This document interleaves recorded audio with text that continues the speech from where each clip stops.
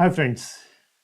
I'm sure you have heard from various veteran investors that you should never invest in cyclical companies.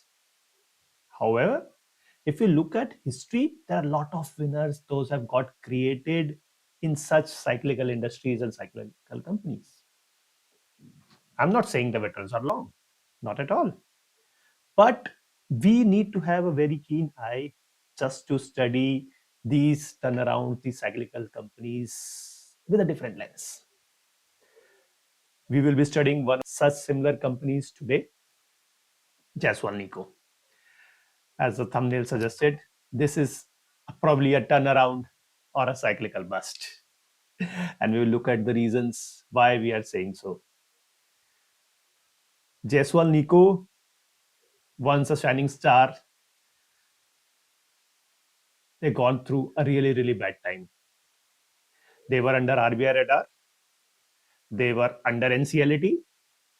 Their debt was so high that even their revenue, their profit for a year was not able to get to the interest they had to pay for the high debt. They were fighting legal cases just to get to the core mines, the core resources that they had. As Shahid Kapoor says in Jab We Met, company की what लगी हुई थी, सब कुछ बुरे से बुरा हो रहा है और अब जो होगा यहां से अच्छा होगा. So that is a juncture where Jaiswal Nico sits today. And let me take you through point by point. What is Jaiswal Nico? What went wrong? How they are restructuring everything, what was not in their control earlier, and how things can start looking good from here. I will cover since their inception to the latest results, the Q3 FY26 results, which just came 5 days back.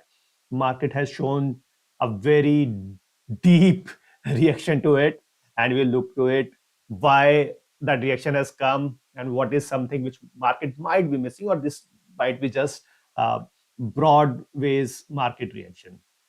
But let's study, let's see, as a keen learner of market, we should understand such case studies really well. Let's dive in.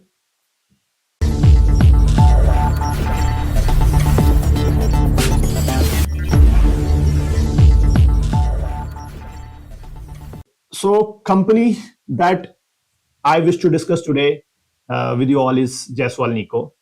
Jayaswal Neco is a micro cap steel, iron and steel producer company. But before we get into company's details, this is a statutory disclaimer for everyone. I'm not a SEBI registered investment advisor. This is not for investment purposes at all. This is just to understand business from educational standpoint. Please do not make any investment decisions based on this presentation, this PPT that I'm making. I might have a forward-looking statement, which I am predicting, which may or may not be correct. There are risks. Always discuss with your financial advisors. And in short, not investment advice at all. Please be clear on that. Coming to cyclicality. What are problems with cyclical businesses? Why people shy away from these cyclical businesses per se? When a business is cyclical, that means there is no predictability. And invest community don't like uncertainty at all. That is one of the reasons people shy away from cyclical industry. One, second, there is no control over the output, prices, sales. They can go up, they can go down. You might have a very good year this year, and then next year you must just go bust. There's no certainty over that. That's why people ask you to stay away from it. Third reason could be the numbers, the basic metrics that we read about in investment, be it P metrics, be it EV metrics. These are not truthful in their cycles. So they vary. For example, for a cyclical industry, you would see at least at the top of the cycle, where earning is highest, you'll see P depressed. P will optically look very less. Whereas if you come down in the bottom of the cycle, P will be actually very high because earnings will be depressed and P will be very high. So P metrics and such metrics are not very good metrics to look at in those cyclical industries. Then why we are discussing one of these companies, Jayaswal Neco. This came into our screening because of multiple reasons. One, the ticker, the stock has been doing really, really well from last 6, 7 months. A lot of investment advisors, companies have covered it. We went through a very important blog from one of our friends, and that was very detailed, and that got us very interested in the company. We read about it and we thought of sharing whatever we have read, and especially the Q3 results which have come day before yesterday, and market has shown a very, very aggressive response to that. So I thought this is the right time I should be discussing with you all. And Jayaswal Neco, we need to find out whether this is actually a turnaround story which everyone is talking about, or is this a ticking cyclical clock and is just going through a normal cycles of ups and downs.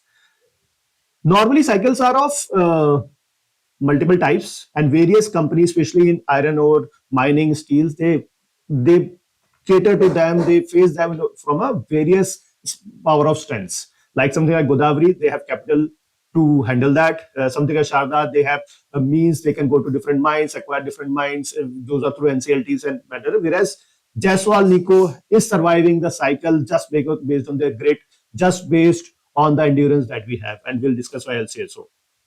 This is a complete value chain of mining to metal, which is how iron ore in mine, which is stage one. Once you have iron ore, for Jayaswal Neco, who is a fully integrated, backward integrated company, you'll see they have their own two mines, which is Meta Bodley and Chodangar. These two mines have their own captive mines, exclusive mines, which are into old regimes. I will talk about what an old regime is. They go through stage one, they mine it, they go to beneficiation, that's a stage two. The beneficiation is basically concentration of iron ore, where in a way the quality of ore has been increased by iron content get increased where you concentrate the iron ores together. Then there's a stage three, which is pelletizing. Pelletizing is the output of pelletizing are pellets. These are the actual pellets, iron ore pellets. Those are used for iron making. What JNIL is doing, they are they are using it for in-house iron making also, steel making also, and second, they're also giving this pellets to other competitors, those who do not have access to their old zinc mines. And stage four is obviously iron making. This pellet goes to blast furnace, where the pig iron or the sponge iron is created based on the process used. Then from these irons, the molten steel is created, and this molten steel moved into your steel strips, which is coming from your rolling mills, जिनको अपन पाटा mills भी बोलते हैं, वहां से ये steel बनती है. This is a complete value chain, and Jayaswal Neco is present in this value chain from stage 1 to stage 7, complete end to end. They have complete integration over that. They have complete control on the things. Only raw material that they take is probably coke, which is used in the blast furnace. This is a fully integrated steel pair. This their mine, which is integrated with their plant. That right hand side is their plant where all the steel is getting generated. Companies, from a timeline perspective, is very old. They established in 1972. They got listed on BSE NSE in 1995. They have been growing really well till at least 2009, spending, getting into new mills, getting new mines, and delivering better and better steels. They first time crossed 1,000 crores of revenue in 2005. Now, one other advantage that you have with Jayaswal Neco or for any cyclical industry, because as I said, prices are not in your control. Steel's price is governed globally. Only way you can survive in this industry is by cutting your cost, by lowering your cost. And that's where the biggest moat of Jayaswal Neco is. They have various mines from government of India in old regime. You ask me what is old regime? So any mine which was given before 2015 auctions was under old regime, and any mine which has been given after 2015 auction is in new regime. There's a major cost advantage of people, those who have mines. There are only 4 or 5 players in India, those who have old regime mines, where, for example, if a 1 ton of iron ore is sellable in market at 5,000 rupees, the margin that Jayaswal Neco, because of their old mine regime, can make is 3,500. Whereas for this same margin for any new regime is 500 or less. because of auction premium. There was no auction premium before 2015, but now the auction premium of 60%, up till 60% is there on the new regime players. I think IMFA is another player which has old regime, Jayaswal Neco, and there are a couple of more players, those who have access to these old regime mines. So this is a great value for Jayaswal Neco. Also, these mines are on lease, and these mines are on lease for multiple decades. Jayaswal Neco has their mines up to 2048. So that's a brilliant runway ahead for them. Now, you say everything is so nice. They have cost advantage, they have fully integration. Then what went wrong? Why they went burst in the last cycle? And that's where the Icarus paradox comes in. All of you must have heard about the story of Icarus, who used wax and feather to fly to come out of jail, and then flew really close to sun. And that is what happened with Jayaswal Neco also. They went on expansion spree between 2011 to 2016, and they thought they were invincible. They had debts of 4 times their book. They wanted to have their pellet plant, new pellet plant. They wanted to have a new steel melt shop, new rolling mills, new wire rod. सरिया का भी उन्होंने अपना एक business लगा लिया था साथ में. Coke oven battery उनकी अपनी ही लग गई थी. In all that, I think when their revenue was not even 2,000 crore, they actually took a debt of approximately 6,000 crore, keeping in mind they will be able to grow really well. Everything would have done well, would have happened well. But what happened at the same time was, कहते हैं sir मुड़ाते ओले पड़े, बहुत सारी चीजें एक साथ हो गई. Global steel price crashed. The steel price from 2014 to 2016 came down with 60-70% down. That was the biggest problem that happened. And because steel price is governed globally, you cannot control your margin. Their margin went so down, even the pads went so down that they were not even able to surface their interest rate with on the high loan that they had taken. So financial implosion happened because of that. And then another bigger thing that happened was regulatory shock. 2014 Supreme Court cancelled their captive coal blocks. In coal blocks allocation which had happened to GNL, they were taken and they were not able to use those coal blocks, and they had to buy expensive coal from market. That also created a problem in their supply chain, and that is why they were struggling. And that then came a great reset years. These are the 4-year battle of survival for them, right? When 2017, SBI, who was one of the banker who has given them loan, they filed for insolvency of Jayaswal Neco in NCLT. Supreme Court had ordered status quo in 2018, but they had to do a massive restructuring. ACRE, which is Asset Care and Reconstruction Enterprise, that came in picture. What they did, they made a consortium of 11 banks, and all those 11 banks sold their debt to ACRE. ACRE took that debt from the banks and then restructured it. By August 2021, the structure that we followed, there was total debt of approximately 5,700 crore. They divided that into 2 parts. One was sustainable debt, another was unsustainable debt. The sustainable debt, 3,140 crore, which was given to on the book of Jayaswal Neco, whereas the 2,280 crore debt was converted into equity, so that there was some breathing space that Jayaswal Neco had, and based on the business that was going on, which they were still doing well, creating steel, selling to market, they were able to still sustain the debt of 3,140. And that's where their actual deleveraging started. So a debt which was at 5,759 crore in 2020, which as per the latest cycle report is 2,300 crores now.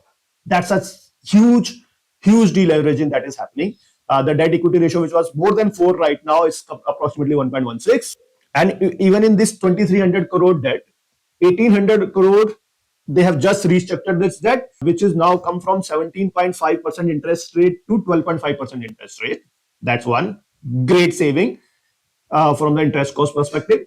And second is a 500 crore extra working capital loan that they had took from bank on, I think, end of December itself. And that itself is only at 11% coupon rate. So when this is on 11% rate, this is even lesser than their 12.5%. That will also save him 7 to 10 crores per year. So that's where the biggest advantage got. Now their net debt to EBITDA is much under control, much manageable for such heavy assets run company. And you'll see any heavy assets company, there will be a higher net debt to EBITDA. Sorry. With how the refinances at work, this refinancer, I have to say, they had a very high debt of 17.5 crores earlier, which had annual interest cost of approximately 402 crores. Now that has come down to 12.5 crore, and in 500 crore, that is only 11%. So annual interest cost is less than 287 crore even further. So that's a direct saving of 115 crores of annual, which will this amount will directly flow into PAT from coming year, and you see the impact of this in next financial year. As I said, debt ratio has improved drastically. Apart from this debt, there's another thing that is happening. They have increased their blast, so they have upgraded their blast furnace. Because of that, their hot metal capacity has increased by 35%. That's a huge jump, and that is actually visible in their numbers, which I'll just take you through next. Also, the coke rate, which is one of the fuel for their blast furnace, has reduced, which is also helping them make a better margin. The capacity utilization, that's their target. Currently, their capacity utilization, because of the blast furnace upgrade process, some part of their capacity was locked. That was under upgrade, it was not working. But now it is operational, and now they are targeting 80% plus capacity utilization. So you see, the operating leverage will come in. Same he facilities, same he resources के साथ जब 55% काम कर रहे थे, ये number आ रहे थे. Now when they move from 55% to 80%, तो जो नंबर है, जो रेवेन्यू है, जो प्रोडक्शन है, वो उनकी बढ़ रही है. And this is visible from current year quarterly results also. This is the highest ever quarter from production standpoint that has happened, which is Q3 2026.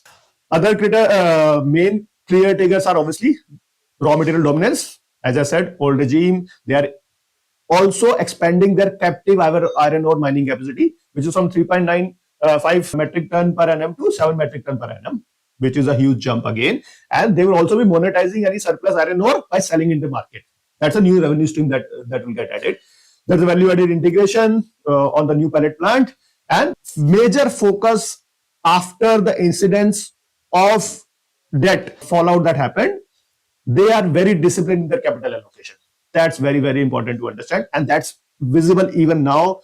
We'll go to it. Let's look at the financials first. So this is yearly financial. If you look at it in the PAT number, because this is a yearly number, you see there are negative. Then they came positive. This was the one-time exception. Let's leave that. 227, 2110, 113, 374. This is trailing 12 months. So forget 12 months. Even in last 9 months, PAT that they have made is 2 times the PAT they made in entire financial year last year. Very important to understand that. So they are working. Their operating margin is moving well ahead from 16% to 19% now. So they are in the right trajectory of improving. All those leverages that we talk about, these are coming in picture. And this is more visible from their quarterly number perspective. If you look at it, look at the interest cost coming from, let's say, September 2024, which is 145, 140, 134, 119, 112, and now 126. There's a catch in 126. Out of this 126, they have mentioned 20 crore has the one-time fees that they had to pay for the restructuring of this debt. So this is actually 106. So look at there's a constant decrease in interest, which is directly following into the PBT and then into PAT. So this is into a right track. If you look at the Q quarter, where they move from negative PAT to positive PAT on a year-on basis, sales increased 44%, EBITDA increased 92%. That's where the operating leverage is. Finance cost is reducing, as I have been focusing all about, and PAT, as I said, from 34 crore loss to 105 crore profit. That's happened in Q2. The Q3 number, if you look at surfacely, it will look okayish number, not very good, because revenue has dropped a bit. One, that could be because of some sales cycle. But mind you, I'm only doing Q2 to Q3 comparison. We'll do quarter to quarter, year-on-year comparison also. Finance cost, only because of one-time impact. One, they have done a restructuring again, the impact of which will be seen from next quarters and Q1 onwards. That's where you see the actual benefit. This is what has been showing. If you look at it, their finance cost is 126, and they have mentioned This finance cost includes 26.92 crores, comprising of 23 crores of debt refinances that they did on the unamortized fees debit. So this is what has already happened, and their current financing cost of 6.59, which they have paid in last quarter, that has all been part of it. That's why optically this finance cost, not optically, actually this finance cost is higher, but this has a component of one-time fees, which will not be there from next quarter. So that's why I feel the overreaction that market has shown yesterday might not actually be correct. You should be doing your own diligence. You should be looking at it. As I was just sharing my view, which may or may not be correct. If you look at YoY performance from Q3 FY25 to FY26, revenue a drastic jump from 1657 to 1727. That's where the revenue jump is. EBITDA has jumped from 267 to 310. Finance cost has actually come down even with the one-time component, because the last year financial cost, all that restructuring hasn't happened fully. So 140 to 126, which is actually 106 or 103 for that matter. And PAT, which has come down. Again, this has a one-time component of 10 crores, which is an exceptional loss because of the new labor code that has come in, and they have taken a hit of 10 crores. Ultimately, this would have been 84 crores. This is probably what, this is a sideways market. People are really pessimistic right now. So there's an overreaction that happens, and that's why you see sometimes such stocks suffer. Then, as I was talking about, this is the recent restructuring that they have done. They have converted their 2300 debt, which was there till last quarter, into two parts. They have changed in a new term their new NCDs into 1800 crores. Now these NCDs are repayable in a way of 72 monthly installments. So you see this reducing month on month, quarter on quarter. Perfect. That will help company. Secondly, they have availed 500 crores of working capital fund. That's from a bank, and that's an interest rate of only 11%. So that's again will reduce the cost. Very important slide, not to be missed. And that's where the crux of this result is, at least in my opinion. You should be reading that completely. So from my case perspective, there's a structural advantage. They are low-cost producer. They are fortified balance sheet. They are deleveraging it. Momentum is there from operational standpoint. They are adding revenue streams, and there's a clear-cut growth path provided steel cycle helps them, which is in our upfront right now, which is on a rise right now. So if cycle improves, this is a no-brainer. If cycle doesn't, then obviously you will see a long performance from the company. But from a business standpoint, they are doing a lot of steps. Key risk, cyclicality. This is a commodity cyclicity dependent business. Very, very, very risky. And people say that for a reason. We should not be avoiding that. There's execution risk. They are expanding their mines. They're debottlenecking their plant. Some execution risk. Promoter pledge, though they have mentioned that they will be taking out because now they will be becoming cash positive more. They will be taking out their pledge. That's one. Another key risk which has got missed over here is Acre has already been out of the company. It's not a risk, no. That's an investment decision they made. They are turnaround specialists. They turned it around company and they moved out in last quarter. That's there. So that's in nutshell is my understanding of Jayaswal Neco. I want you to make your decision how you find a company, whether it's a powerful turnaround or a ticking cyclical clock.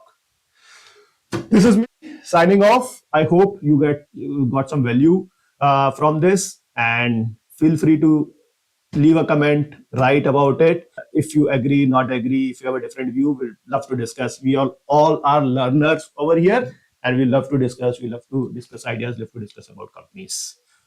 Thank you.